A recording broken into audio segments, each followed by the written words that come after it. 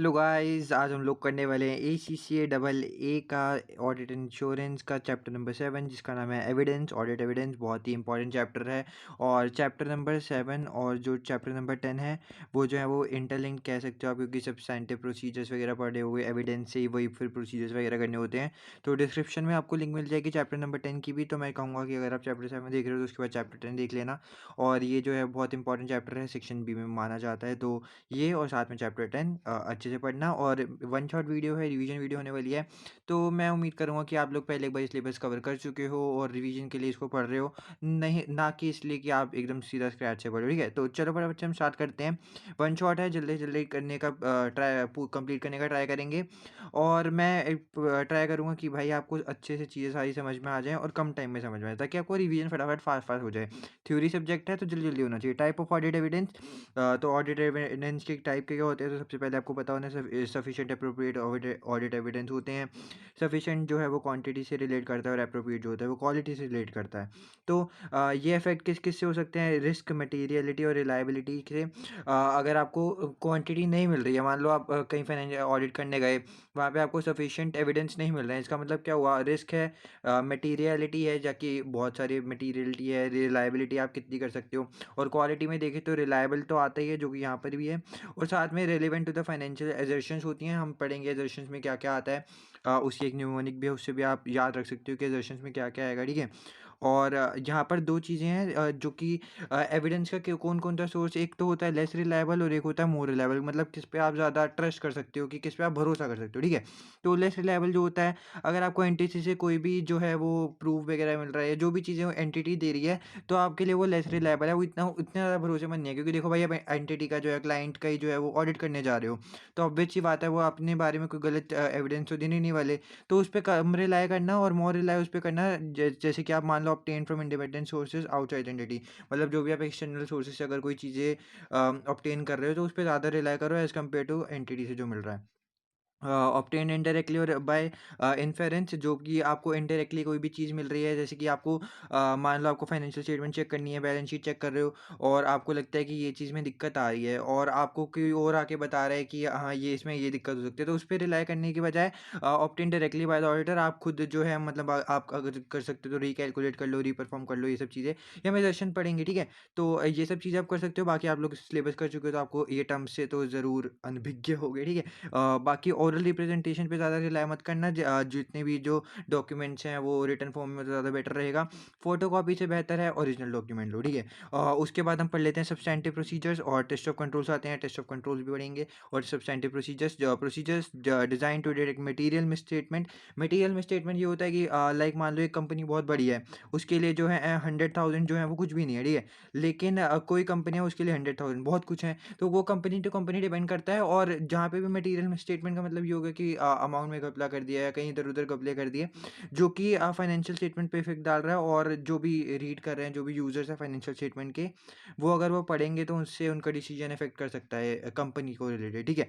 तो जो भी मटेरियल में स्टेटमेंट डिसेक्ट करते हैं, ये प्रोसीजर्स उसमें लगाते हैं at the an assertion level, और can be test of detail और एनालिटिकल प्रोसीजर। ये सब अभी हम एजर्शंस में पढ़ेंगे क्या क्या होती हैं। ठीक है। और टेस्ट ऑफ कंट्रोल्स क्या होता है, procedure to test the operating effectiveness, मतलब कैसे जो भी कंट्रोल्स लगे हुए हैं क्लाइंट पे, वो कितने अच्छे से ऑपरेटिंग इफेक्टिवली कर रहे हैं या फिर नहीं कर रहे हैं। और एट प्रिवेंटिंग, डिटेक्टिंग और करेक्टिंग मटेरियल, तो जो भी कंट्रोल्स लगा रखे हैं अपनी कंपनी ने, क्या वो डिटेक्ट कर पा रहे हैं, प्रिवेंट कर पा रहे हैं, करेक्ट कर पा रहे हैं मटेरियल मिसस्टेटमेंट को एट एन रिजर्वेशन लेवल। और उसके बाद हम पढ़ेंगे ऑडिट प्रोसीजर्स। और इसका मैं आपको एक निमोनिक बताना चाहूँ तो, जो कि होता है कायरो, शायद आप लोगों ने सुन भी रखा होगा। ठीक है, कायरो। वैसे तो 3 आई होते हैं। ठीक है। ऐसे आप याद रख लो 3 आई होते हैं, लेकिन यहाँ पे इन लोगों ने 2 ही दे रखे हैं, तो आप इसको ऐसे 2 भी करके रख सकते हो। रिकॉर्ड डॉक्यूमेंट इन्होंने एक ही में दे रखे हैं, तो आप ऐसे इस न्यूमोनिक से याद करो, कायरो। C4 होगा आपका कंफर्मेशन। ये ऑडिट प्रोसीजर क्या है, कि आप लोग प्रोसीजर कैसे कर रहे हो, आगे जो भी आप एक्शन ले रहे हो अपने ऑडिट करते वक्त, तो उसमें क्या क्या चीज़ें करनी है, तो आप न्यूमोनिक से याद रख सकते हो।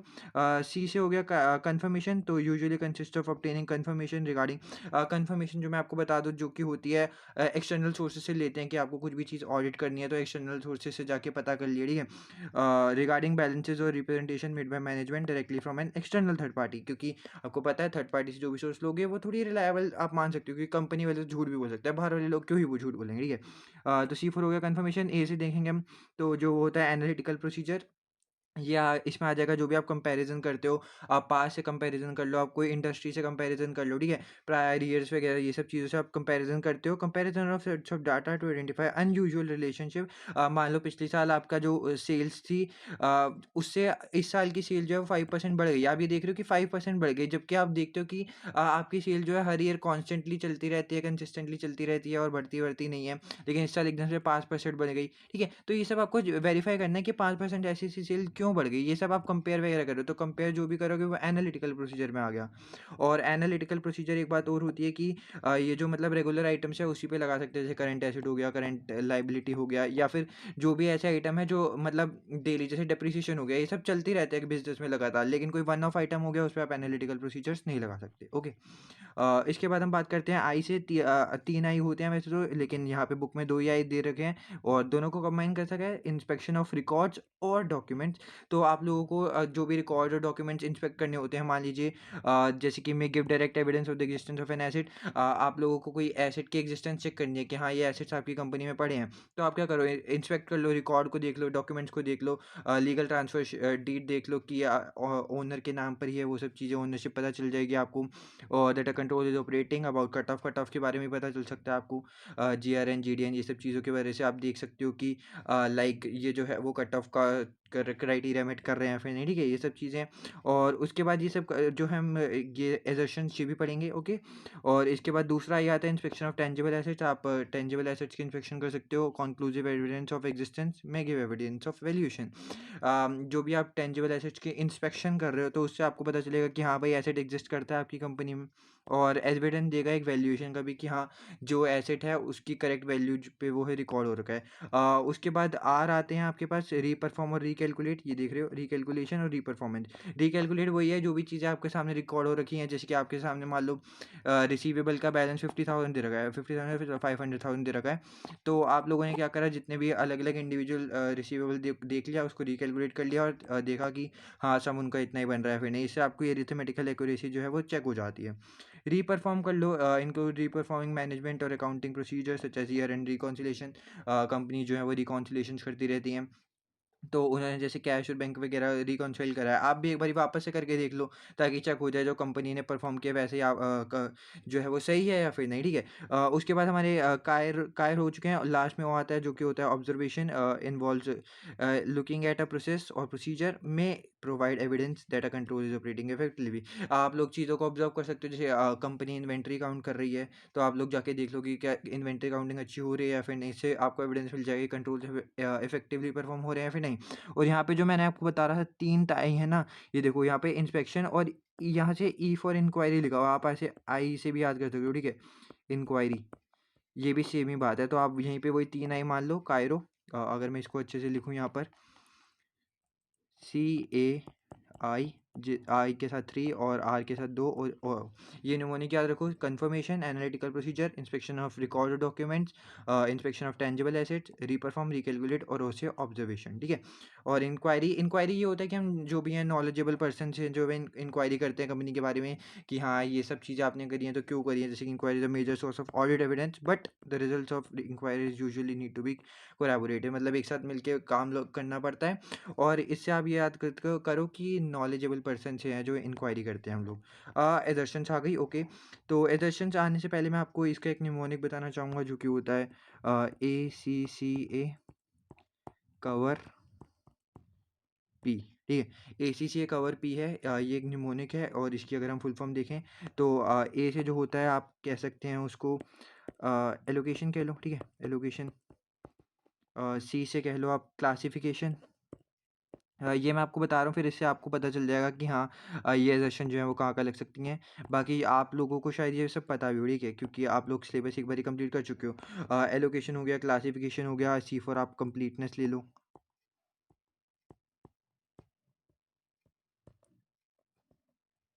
और ये वाले ए से ले लो आप एक्यूरेसी, ठीक है। ये जो है हम थोड़ा साइड से ले रहे हैं, 1 सेकंड रुको।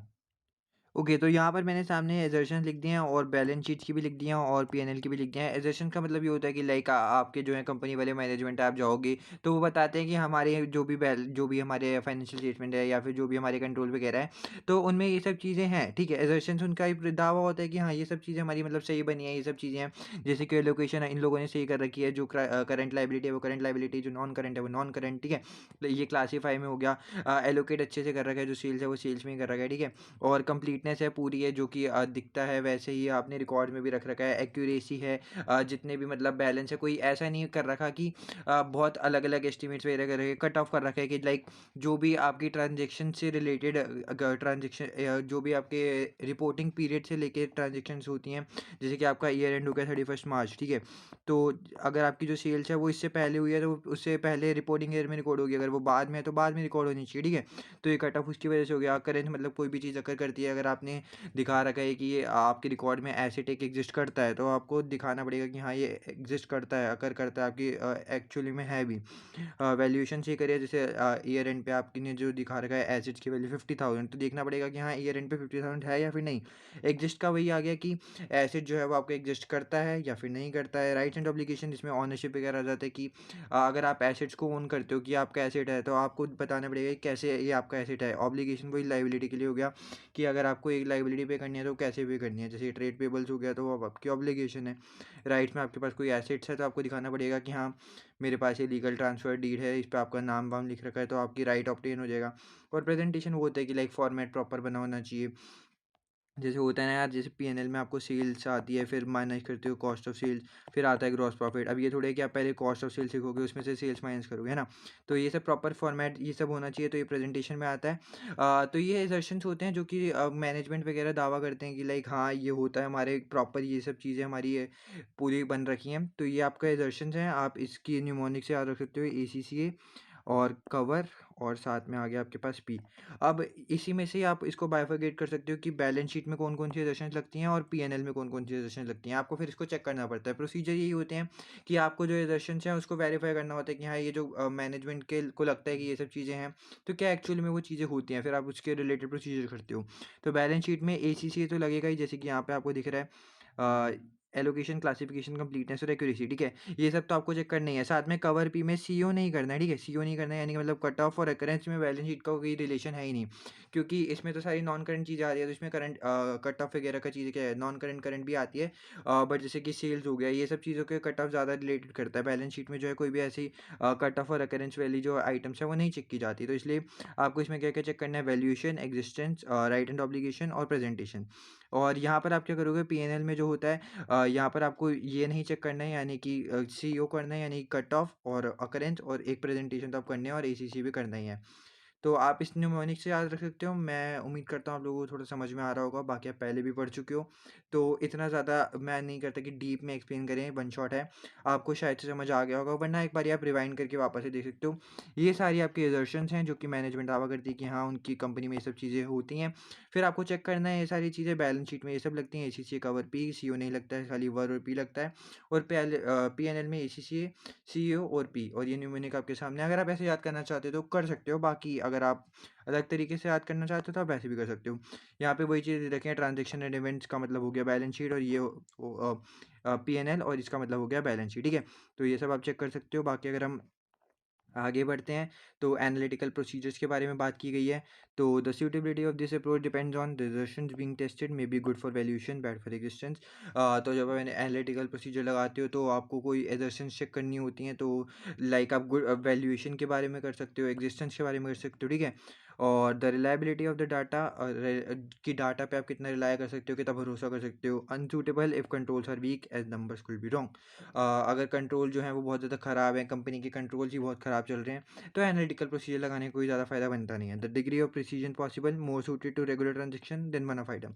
जैसे कि मैंने आपको ऊपर भी बताया था कि रेगुलर आइटम्स भी लगाया जाता है एनालिटिकल प्रोसीजर, जो कि मतलब डे टू डे या फिर कंपनी में लगातार चलती रहती है। ये नहीं कि वन ऑफ आइटम है, कोई एक बारी में हो गया और बार बार नहीं होता, तो उस पर एनालिटिकल एनालिटिकल प्रोसीजर कंपेयर किस चीज़ से करोगे जब एक ही बारी वो चीज़ होनी है, ठीक है? तो आप एनालिटिकल प्रोसीजर जैसे ही समझो तो कंपैरिजन आपके दिमाग में आना चाहिए। The amount of variation which is acceptable, some numbers in financial require greater accuracy than others. तो आप के देख सकते हो कि कितना वेरिएशन आपको एक्सेप्टेबल है, कि लाइक आप लोगों ने सोचा था हम लोग ऑडिट करने जा रहे हैं और हम यार को 50,000 तक का जो है वो डिफरेंस चलता है, तो ठीक है कोई बात नहीं, छुप के। लेकिन अगर 50,000 से जैसे ही ऊपर गया तो फिर आपको सोचना पड़ेगा कि हाँ ये दिक्कत दे सकता है। ओके, सो ये हो गया हमने एनालिटिकल प्रोसीजर एज हम सब्सटैंटिव प्रोसीजर कैसे लगाएंगे। बाकी सब्सटैंटिव प्रोसीजर के आगे एक चैप्टर 10 भी है, आप वो देख सकते हो, ठीक है। उसके बाद ऑटोमेटेड टूल्स एंड टेक्निक्स, जो कि आप इसको कह सकते हो कैट्स, ठीक है। कैट्स इसका प्यारा नाम है, जो कि होगा कंप्यूटराइज ऑडिटेड असिस्टेड टेक्निक्स, ठीक है। और यहाँ पे जैसे कि आपको दे रखा है, इसके अंदर जो है वो दो चीज़ आती हैं, टेस्ट डाटा आता है और ऑडिट सॉफ्टवेयर आता है। ये आप प्रोसीजर्स अगर लगाना चाहो, जब मेनली क्या होता है कि कंपनी वगैरह जो है वो सिस्टम पे परफॉर्म कर रही हैं, कंप्यूटर वगैरह चीज़ें चला रही हैं, तो अब ये सब चीज़ें अपने ऑडिटर जाएगा, अपना सिस्टम कंपनी के सिस्टम से कनेक्ट कर लेगा, तो वो सब ये सब चीज़ें चेक कर सकता है। एक तो टेस्ट डाटा होता है, ये जो होता है data generated by the auditor which is then process using the clients computer system. Test data वही है यार कि जाके ऑडिटर गया, कंप्यूटर का सिस्टम कनेक्ट कर लिया क्लाइंट सिस्टम के साथ, तो टेस्ट डाटा हो गया, और जो भी इन्फॉर्मेशन कंपनी की चल रही है वो उसके ऑडिटर के सिस्टम में भी आ जाएगी। और क्या कर सकते हैं, एक डमी डाटा कर सकते हैं, जैसे कि कंपनी कह रही है कि जैसे ही आप डाटा एंटर करोगे ना, तो आपका सेल्स एंटर होगा, फिर सेल्स फरी जो है वो आगे भी ऑपरेट हो जाएगी अपने आप, कोई ऑटोमेटिक सिस्टम है पूरा, जैसे भी कंपनी दावा करे। जैसे यहाँ पर दे रखा है and make sure the control with in operate, जैसे कि जो भी कंपनी कही कि अगर ये सब चीज़ें हमारे सिस्टम में होती हैं तो आप चेक कर सकते हो, डमी डाटा कर सकते हो, रॉन्ग एंट्री मतलब कोई भी अपने हिसाब से एंट्री पुट करके देख सकते हो कि हाँ ये एंट्री रिकॉर्ड हो रही है, फिर आगे प्रोसेस अपने आप हो रही है या फिर नहीं। और एक होता है ऑडिट सॉफ्टवेयर, इसमें क्या होता है, software specifically design for audit purposes. ये ऑडिट पर्पसेज के लिए जो है वो सॉफ्टवेयर बनाए जाते हैं। ऑडिट सॉफ्टवेयर में एक वो भी आता है, आप लोगों ने सुना होगा, डाटा एनालिटिक्स, तो आप ग्राफ वगैरह बनाओगे या फिर बहुत सारी चीज़ों का एनालिसिस कर सकते हो, ये ऑडिट सॉफ्टवेयर होते हैं। बहुत सारी कंपनीज अपने अलग अलग ऑडिट सॉफ्टवेयर भी बनाते हैं ताकि वो ये सब चीज़ों से चेक कर सकें। It is use for selecting samples, checking competitions and recalculation by reperformance. आप लोग सैम्पल सेलेक्ट कर सकते हो, जैसे कि आपको पता ही होगा कि ऑडिट जो है वो हमेशा 100% चीज़ों का नहीं होता है, तो उसमें से भी कोई चीज़ें सेलेक्ट की जाती है। जैसे अगर पॉपुलेशन में 100 चीज़ें आपको चेक करनी है एग्जाम्पल के लिए, तो उसमें से 100% चीज़ें नहीं होंगी, हो सकता है 70 हों और 30 ना हो, है ना। तो सैम्पल वैम्पल लेना होता है तो वो भी ऑडिट सॉफ्टवेयर की मदद से ले सकते हैं, रिकैलकुलेट कर सकते हैं, कंपेयर कर सकते हैं टू और मोर डिफरेंट फाइल्स को, ठीक है। तो ये सब चीज़ें आ गई ऑडिट सॉफ्टवेयर के अंदर। उसके बाद कंसिडरेशन अफेक्टिंग यूज, जो जो चीज़ें अफेक्ट कर सकती हैं, एक तो कंप्यूटर नॉलेज नहीं हो ऑडिट टीम के पास तो थोड़ी दिक्कत आ सकती है, क्योंकि ऑब्वियस ही बात है ये सारी चीज़ें कंप्यूटराइज हैं, जैसे जैसे हमारा आगे बढ़ेगा तो आपको भी बढ़ना पड़ेगा। कंप्यूटर नॉलेज होनी चाहिए, कॉस्ट बेनिफिट एनालिसिस होना चाहिए। अगर आपकी कॉस्ट देखो, बहुत सारे पीसी लोगे, ये सब लोगे, तो कॉस्ट लगनी है, तो आपको बेनिफिट उतना उसके हिसाब से मिलना चाहिए। टाइम अवेलेबल होना चाहिए, can take a long time to setup करने में बहुत ज़्यादा टाइम लगता है, तो ये चीज़ आपको इफेक्ट कर सकती है, तो आपको मेक श्योर करना है कि सब कुछ सही से रहे, ठीक है। उसके बाद sampling audit sampling involve the application of audit procedures to less than 100% of the item within a class of transactions or account balance so that each has a chance of selection। जैसे मैंने आपको ऊपर भी बताया था, 100% चीज़ें जो है वो सिलेक्ट नहीं होती, तो सैम्पलिंग करनी पड़ती है आपको, क्योंकि ऑडिटर सारी चीज़ें चेक नहीं करेगा, जो जो उसको लगता है कि वो कर सकता है वो चीज़ें सेलेक्ट करता है, वही सैम्पल हो जाता है। और यही देख सकते हो आप, what sampling is usually preferable to testing all item, because क्यों नहीं करते सारे, क्योंकि it will be prohibitively expensive, बहुत ज़्यादा महंगा पड़ जा सकता है, टाइम कंज्यूमिंग हो सकता है तक, क्योंकि हर एक सिंगल आइटम को थोड़ी चेक कर सकते हो। User of the financial statement and looking for reasonable assurance, not 100% accuracy. तो आपको एक एश्योरेंस देनी पड़ती है, रीजनेबल एश्योरेंस, जो कि हम स्टार्टिंग में देखा था चैप्टर में कि रीजनेबल एश्योरेंस, लिमिटेड एश्योरेंस। तो आपको रीजनेबल एश्योरेंस देनी होती है, ये नहीं कि 100% एक्यूरेसी से बताओ कि हाँ ये चीज़ सही है पूरा दावा कर रहा हूँ ये है, तो ये नहीं, बहुत गलत है, ठीक है। आपको एश्योरेंस देना पड़ता है। Full substantive testing of the accounting record will not verify that all transactions are recorded. अगर आप सारा सब्सटेंटिव प्रोसीजर्स कर भी लेते हो, तो ये आप मेक श्योर नहीं कर सकते कि हाँ भाई सारी ट्रांजेक्शन रिकॉर्ड हो ही सकती हैं, जैसे कि it does not prove completeness, ठीक है। तो उसके बाद however audit sampling is not appropriate. Audit sampling appropriate मतलब अगर आपकी पॉपुलेशन ही स्मॉल है, जैसे कि एग्जांपल ले लो कि आप लोगों को खाली 50 चीज़ें चेक करनी है, इस 50 चीज़ों में आप क्या ही सैंपल लोगे यार, 50 की 50 ही कर लो, कितना ही टाइम लगने वाला है। या तो ऑल ट्रांजेक्शन ना particular area are of great monetary significance, जैसे कि अगर मतलब मान लो ऐसी इतनी बड़ी कंपनी है कि उसकी हर एक वैल्यू में करोड़ों करोड़ों करोड़ों की वैल्यू है, करोड़ से नीचे तो वो बात ही नहीं कर रहे, तो अगर कहीं पे भी घपला हुआ, फ्रॉड हुआ, तो वहाँ पे दिक्कत दे सकती है, तो आपको वहाँ पे भी सारी चीज़ें चीज़ें चेक करनी पड़ेंगी, या फिर पॉपुलेशन इज़ नॉन होमोजीनियस, मतलब अलग अलग पॉपुलेशन है, एक प्रोडक्ट अलग है, एक प्रोडक्ट अलग है, एक प्रोडक्ट के लिए कुछ अलग आईएस वगैरह लगते हैं, दूसरे के लिए अलग लगते हैं, तो उसके लिए भी आपको सारी चीज़ें चेक करनी पड़ेंगी। फिर डिज़ाइन कैसे करते हो आप सैंपल, मतलब क्या यकीन के करते हो कि आपको कैसे कैसे लेना है, तो the order must choose between statistical and non statistical sampling. Statistical sampling क्या और इन नॉन स्टैटिस्टिकल सैम्पलिंग में से चूज़ करना होता है। इसमें क्या होता है, स्टैटिस्टिकल में involve random selection of a sample and then the use of probability theory to evaluate the sample result। कोई भी ऐसे रैंडम ले लेते हो, फिर उसमें आप प्रोबेबिलिटी निकालते हो कि हाँ ये चीज़ सेलेक्ट करनी चाहिए, ये नहीं करनी चाहिए। और any other sampling approach is non statistical. इसके अलावा कोई भी जो होगी वो सारी नॉन स्टैटिस्टिकल है। उसके बाद आप सेलेक्ट कैसे करते हो, statistical sampling requires random selection, example using random number tables और a computer program to generate. कोई भी आपने नंबर ले लिया, ठीक है, आपके पास 1000 चीज़ें थी, उसमें से आपने कोई भी रैंडम नंबर ले लिया कि चलो 10 हो गया, 20 हो गया, 30 हो गया, ये सब चीज़ों को आप ट्रांजेक्शन को चेक करोगे। नॉन स्टैटिस्टिकल सैम्पलिंग क्या होती है, requires auditor to use judgement to select the sample items to be representative of the population. अब आपको लग रहा है कि यार ये चीज़ है वो मेरे को चेक करनी चाहिए, तो आप इसको चेक करो, ये चीज़ है इसको आपको ये चेक करना चाहिए। तो कभी कभार ऑडिटर को ये सोचना पड़ता है कि क्या क्या चीज़ें, हाँ ये चीज़ तो मेरे को करनी है। ऑडिटर के जजमेंट पे भी बहुत सारी चीज़ें जो हैं वो डिपेंड करती हैं। उसके बाद इवैल्यूएट कैसे कर सकते हो आप अपने सैंपल रिजल्ट्स को, the auditor carries out audit procedures on each item. फिर वो आप प्रोसीजर्स वगैरह लगाते हो। ऑडिट प्रोसीजर्स हम पढ़ चुके हैं, कायरो, ठीक है, कायरो आप याद रखना, कंफर्मेशन वगैरह एनालिटिकल प्रोसीजर जो वो सब था, ठीक है। Selected and document the result, error identified in the samples are then projected across the population as a whole. तो जो भी दिक्कतें वगैरह आती हैं वो सब आपको दिख जाती हैं। ये सैम्पलिंग मेथड आपको कुछ दिख रहे हैं, रैंडम, हैफाजार्ड, मॉनिटरी, सिस्टमेटिक और ब्लॉक, ठीक है।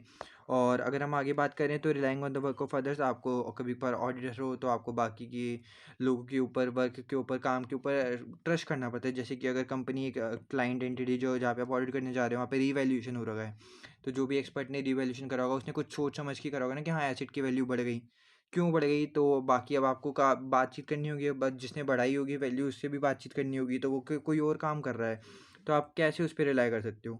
ऑडिटर कैन नॉट डेलीगेट, वो अपनी रिस्पॉन्सिबिलिटी आगे डेलीगेट तो कर नहीं सकते हैं एक्सपर्ट्स को। तो एग्जांपल इंक्लूड सर्वेयर्स, वैल्यूअर्स, वही वैल्यूअर्स वगैरह जो भी रिवेलेशन वगैरह करते हैं, या फिर जो एस्टिमेट्स वगैरह बनाते हैं, एक्सपर्ट इन्वेंट्री काउंटर्स, एक्चुअरीज, ठीक है। तो इन सब पे वो जो है वो पूरे अच्छे तरीके से यकीन नहीं कर सकते, अपनी रिस्पॉन्सिबिलिटी को डेलीगेट नहीं कर सकते। The auditor is still responsible for obtaining sufficient and appropriate. Auditor जो है वो हमेशा रिस्पॉन्सिबल रहेगा कि उसको सफिशिएंट और अप्रोप्रिएट ऑडिट एविडेंस मिले, यानी कि क्वांटिटी और क्वालिटी पे बिल्कुल भी नहीं होना चाहिए कोई भी। Experts must be independent, objective, competent. वही अगर आप कभी भी एक्सपर्ट्स के बारे में लिखो तो ज़रूर लिखना कि इंडिपेंडेंट होने चाहिए, ऑब्जेक्टिव होना चाहिए, उनके पास कॉम्पिटेंट होना चाहिए और एक्सपीरियंस होनी चाहिए, पढ़े लिखे होने चाहिए, क्वालिफाइड होनी चाहिए, और किसी के दबाव में आके काम ना करना चाहिए, ठीक है। और before work is perform by expert, expert के वर्क परफॉर्म करने से पहले क्या होगा, नेचर को एग्री करो, scope and objective, agree roles and responsibility, nature, timing and extent. ये सब चीज़ें क्या होती हैं कि अगर आप जो भी काम कर रहा है एक्सपर्ट, उसके काम करने से पहले पहले ये सब चीज़ें आप चेक कर सकते हो, ताकि आपको थोड़ी सी श्योरेंस मिल जाए कि हाँ एक्सपर्ट वाले जो हैं वो सब कई कर सकते हैं, तो आप ये सब चीज़ें चेक कर सकते हो। और अगर आपको वर्क इवेल्यूट करना है एक्सपर्ट का, तो क्या कर सकते हो, relevance and reasonableness of finding, जो भी आपको चीज़ें मिली हैं ऑडिट के दौरान, आप उसकी रिलेवेंस को, रीजनेबलनेस को देख सकते हो, ताकि आप मैच कर सको कि हाँ ये जो है जो भी आपका एक्सपर्ट था उसने सही चीज़ें आइडेंटिफाई करी हैं या फिर नहीं करी। आप एजम्पशंस को देख सकते हो, जो भी आपने एजम्पशंस लगाई कि आपने सोचा था कि हाँ यार ये वाली चीज़ तो ऐसे होनी चाहिए थी, तो फिर आप चेक करो कि हाँ ऑडिट एक्सपर्ट ने भी वो चीज़ वैसे करी है या फिर नहीं करी। इससे आपको थोड़ा बहुत होने लग देता है कि हाँ एक्सपर्ट सही है या फिर नहीं है। और वही relevance, completeness and accuracy of source data, जो भी आपका सोर्स डाटा है उसकी क्या क्या रिलेवेंस, कंप्लीटनेस, एक्यूरेसी है। इससे आप जो है वो रिलाई वगैरह करने पे देख सकते हो। बाकी कभी भी जो है वो ऑडिटर रिलाई नहीं करता है, खुद चेक करता है, सारी चीज़ें रीपरफॉर्म कर सकता है, ताकि वो देख सके कि हाँ जो जो चीज़ें निकाली हैं वो सही हैं या फिर नहीं है। उसके बाद इंटरनल ऑडिट, ठीक है, ये भी चीज़ें आगे आपको क्वेश्चन में देखने को मिल सकता है। तो इसमें क्या होता है, देखो, the external auditor may wish to rely on the work of internal और एक्सटर्नल ऑडिटर जो है वो बाहर के लोग आए, वो इंटरनल ऑडिट से बातचीत करने लगे और उन्होंने कहा भाई चलो हमारी कंपनी में ये सब होता है, उन्होंने मान लिया, ऐसा नहीं होता, ठीक है। इनको क्या करना होता है, assessing the internal audit function, सबसे पहले आपको एसेस करना है वो क्या क्या करते हैं, जैसे कि before any reliance is made, assess the internal audit function in terms of organisation का उनका स्टेटस क्या है, स्कोप ऑफ फंक्शन क्या है, टेक्निकल कॉम्पिटेंस कितनी है, due to professional care, due professional care, यानी कि मतलब ये सब चीज़ें वो अगर करते हैं तो उसके बाद आप थोड़ा आगे कर सकते हो। पहले आपको असेस करना है कि उनका ऑडिट फंक्शन में कैसे-कैसे लोग हैं, कितने पढ़े-लिखे लोग हैं, कितने क्वालिफाइड हैं, कितने एक्सपीरियंस हैं, उनके ऑर्गेनाइजेशन का स्ट्रक्चर क्या है, स्टेटस क्या है, स्कोप ऑफ फंक्शन क्या-क्या है, ठीक है? तो ये सब चीज़ें आप जानोगे ना, उसके बाद ही आप थोड़ा देखोगे। तो पहले आपको उनके फंक्शन को असेस करना है, उसके बाद उनके वर्क को असेस करना है। When the external auditor intends to use specific work of internal audit, they should perform audit procedures on that work to confirm its adequacy for auditing purposes। यानी कि आप लोग अगर कह रहे हैं कि चलो, उन्होंने आपको कहा कि मान लो ये रिसीवेबल है, उसका बैलेंस आपको ही बता दिया, कह रहे हैं कि आपको चेक करने की जरूरत नहीं है, आप इस पर रिलाई कर लो। नहीं, आपको ये करना है, सबसे पहले आप ऑडिट प्रोसीजर्स लगाओगे, कायरो जो कि होते हैं, आप उसको कंफर्म करोगे कि हाँ, जो भी वो बता रहा है, चलो भाई सही है या फिर नहीं है, फिर उसी के अकॉर्डिंग आप आगे बढ़ते हो। सफिशिएंट अप्रोप्रिएट एविडेंस आप ऑब्टेन करते हो अपने हिसाब से। आप दूसरों पे रिलाई नहीं करोगे, खुद काम करोगे जो भी करोगे, और कंक्लूजन जो है वो देखोगे कि वैलिड हैं या फिर नहीं। Work has been properly supervised and reviewed, जो भी वर्क वो कर रहे हैं उसको प्रॉपर्ली सुपरवाइज किया जाएगा और रिव्यू किया जाएगा। Using internal audit to provide direct assistance, अगर मान लो इंटरनल ऑडिट की कोई आप हेल्प लेना चाहते हो एकदम डायरेक्ट, तो क्या उसमें क्या क्या होगा? Internal audit function can provide direct assistance to the external auditor under their supervision and review। उनके सुपरविजन रिव्यू के अंदर जो है इंटरनल ऑडिट फंक्शन को डायरेक्ट असिस्टेंस प्रोवाइड कर सकते हैं। कैन नॉट बी प्रोवाइडेड जहाँ पे अगर आपके लॉज वगैरह ही प्रोहिबिट करते हैं कि नहीं भाई, आपको कोई भी असिस्टेंस नहीं करनी है बाहर वाले ऑडिटर्स को, या फिर इंटरनल ऑडिट से मदद नहीं लेनी है, तो आपको नहीं लेनी, ठीक है। The competence and objectivity of the internal auditor must be consider. वही आपकी कितना पढ़ा लिखा है, कितनी ऑब्जेक्टिविटी उसकी कैसी है, मतलब ऐसा तो नहीं है भाई फ्रॉड वाला इंसान है, फ्रॉडी इंसान है, घपले मारेगा, ठीक है। ये सब चीज़ें आपको देखनी होंगी। Must not do work which involve significant, जो भी आप मतलब ये है कि यहाँ पे हम क्या पढ़ रहे हैं, इंटरनल ऑडिटर और एक्सटर्नल ऑडिटर, ये दोनों अगर साथ में काम कर लें, या फिर एक्सटर्नल ऑडिटर जो है वो इसके काम पे रिलाई कर ले, ठीक है, तो क्या क्या हो सकता है? यही सब चीज़ें हो सकती हैं, जो भी अगर इसकी जो भी जजमेंट पे, अगर कोई भी चीज़ें हैं वो जजमेंट पे अगर इन्वॉल्व हो रही हैं, तो उस पर आपको कोई भी असिस्ट नहीं लेनी चाहिए, हेल्प नहीं लेनी चाहिए। इसमें क्या होगा, high risk of material misstatement और with which the internal auditor has been involve. तो इंटरनल ऑडिटर क्या होगा भाई, उसने सारी चीज़ें चेक करी हैं, अब वो ये नहीं चाहता है कि एक्सटर्नल ऑडिटर आए बाद में बाहर से और उसकी गलती को निकाले, ऐसे इसमें भी दिक्कत आ जाएगी। तो इसलिए वो ये सब चीज़ें नहीं चाहता है। तो आपको क्या करना है, कोई भी जजमेंट वाली चीज़ है तो वो खुद ही चेक करो। उसके बाद plan work must be communicated with दो स्टार्ट विद द गवर्नेंस, यानी कि जो भी आपने काम प्लान कर रखा है, ऑडिट प्लानिंग वगैरह ये सब चीज़ें, वो सब आपको कम्युनिकेट करना चाहिए दो स्टार विद गवर्नेंस के साथ। और can not make excessive use of internal auditor, आप इंटरनल ऑडिटर का ज़्यादा एक्सेसिव यूज़ नहीं कर सकते हो भाई, हर चीज़ एक लिमिट में अच्छी लगती है, ये नहीं कि इंटरनल ऑडिटर ने काम कर रखा है तो आप सारी चीज़ें उसी से करो। Management must not intervene in that work, जो भी ये काम कर रहे हैं उसमें मैनेजमेंट को इंटरवीन नहीं करना चाहिए। इसके बाद जो है internal auditor must keep the external auditors information, जो भी आपस में इन दोनों की बात हो रही है उसको कॉन्फिडेंशियल रखें। और एक्सटर्नल ऑडिटर जो है वो will provide direction supervision and review of the internal, जो भी मतलब उसके बाद चेक करेगा तो वो बता सकते हैं कि हाँ, ये सब चीज़ें इंटरनल ऑडिटर ने सही करी या फिर नहीं। Should remain alert to the risk that the internal auditor is not objective और कॉम्पिटेंट, मतलब हर वक्त वो प्रोफेशनल स्केप्टिसिज्म पड़ा है ना, वो सब चीज़ें रखनी पड़ेंगी, क्योंकि आप ये नहीं कह सकते कि हाँ, इंटरनल ऑडिटर आपको सब सही चीज़ें बताएगा ही बताएगा। इसके बाद सर्विस ऑर्गेनाइजेशन की बात कर लेते हैं, एक नई कॉन्सेप्ट। इसमें क्या होता है, देखो, ISA 402 audit consideration relating to an entity using a service organisation, एक सर्विस ऑर्गेनाइजेशन होता है। इसमें क्या क्या होता है, देखो, जैसे कि अगर आप ये हो, आप ऑडिट की कंपनी है, आपकी ऑडिट की कंपनी है, ये आपकी क्लाइंट कंपनी है जहाँ पे आप ऑडिट करने जा रहे हो। अब हो सकता है कि यहाँ के कोई फंक्शन जो है इन्होंने आउटसोर्स कर रखे हो, जैसे कि पेरोल का मान लो, ठीक है, तो पेरोल ये वाली कंपनी जो है वो इस वाली कंपनी से लेती हो, जिसको हम कह रहे हैं सर्विस ऑर्गेनाइजेशन, ठीक है। तो आपको इस चीज़ का भी तो चेक करना पड़ेगा ना, क्योंकि इसका कुछ डिपार्टमेंट जो है वो यहाँ पर भी है, तो आपको ये वाली चीज़ भी चेक करनी है, तो आपकी सर्विस ऑर्गेनाइजेशन है। तो इसमें क्या क्या करना होगा, obtain an understanding of the service organisation, आपको अंडरस्टैंडिंग लेनी है सर्विस ऑर्गेनाइजेशन की। उनकी सर्विसेज का नेचर क्या है, जो भी प्रोवाइड किया करते हैं, रिलेशनशिप विद द क्लाइंट, उनके इस कंपनी के इस क्लाइंट के साथ क्या क्या रिलेशनशिप है, क्योंकि हमें मेन पर्पस है, हमें इसकी चेक करनी है, और ये इससे रिलेट करता है, तो हमें इसके भी चीज़ें देखनी पड़ेंगी। This can be obtain through, आप कैसे कैसे ऑब्टेन कर सकते हो, इंक्वायरी कर सकते हो क्लाइंट के साथ, इसके साथ बातचीत करो। Confirmation from the service organisation and their auditors, इनके ऑडिटर से बात कर सकते हो, इनसे कंफर्मेशन ले सकते हो, विजिट कर सकते हो इनकी जगह पर, ताकि देखने के लिए क्या क्या कर सकते हो। उसके बाद टाइप 1 और टाइप 2 रिपोर्ट फ्रॉम सर्विस, आप टाइप 1 और टाइप 2 की रिपोर्ट ले सकते हो सर्विस ऑर्गेनाइजेशन के ऑडिटर से। टाइप 1 जो रिपोर्ट होती है ना, ये रिपोर्ट होती है कि मतलब जो भी कंट्रोल्स वगैरह होते हैं उसका डिज़ाइन कैसे कर रखे हैं इस सर्विस ऑर्गेनाइजेशन के अंदर, मतलब ये जो आपकी सर्विस है ऑर्गेनाइजेशन है इसमें जो भी कंट्रोल्स हैं उसका डिज़ाइन कैसा हो रखा है। और टाइप 2 रिपोर्ट होती है कि उसकी ऑपरेटिंग इफेक्टिवनेस कैसी है, जो भी कंट्रोल्स हैं। जैसे कि आपने टाइप 1 रिपोर्ट मंगा ली, ठीक है, सर्विस ऑर्गेनाइजेशन से, तो ये आपको बताएंगे जो भी उनके कंट्रोल्स वगैरह लग रखे हैं सर्विस ऑर्गेनाइजेशन में, उन सब की आपकी रिपोर्ट मिलेगी। और वहीं पे टाइप 2 ऐसी रिपोर्ट होती है जहाँ पे आपकी ऑपरेटिंग इफेक्टिवनेस पता चलते हैं, जो भी कंट्रोल्स वगैरह लगा रखे हैं सर्विस ऑर्गेनाइजेशन के अंदर, ठीक है। और अब यही है, if controls are expected to operate effectively, अगर ऑपरेट अच्छे से कर रहे हैं कंट्रोल, तो आपको टाइप 2 रिपोर्ट मंगानी है, जैसे मैंने को बताया।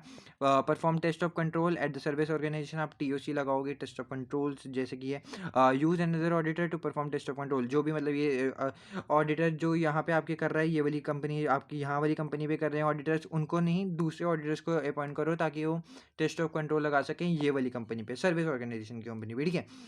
उसके बाद एक सेकंड, अगर हम इसको थोड़ा हटा दें और रिपोर्टिंग के बारे में पढ़ें, रिपोर्टिंग में क्या क्या आएगा, तो आपको क्या करना है, modify the auditor's opinion if sufficient appropriate evidence has not been obtained. आप लोग पढ़ोगे रिव्यू वगैरह में भी कि क्या क्या करते हैं। तो एक वो होता है ऑडिटर ओपिनियन होता है, अगर आपको ये सफिशिएंट और एप्रोप्रिएट एविडेंस नहीं मिले तो आप ओपिनियन को चेंज कर सकते हो, मॉडिफाइड कर सकते हो, या फिर डिस्क्लेमर ऑप्शन, ये सब ओपिनियन, ये सब चीज़ें आप आगे पढ़ोगे, ठीक है। The use of the service organisation of their auditor is not mention in the report.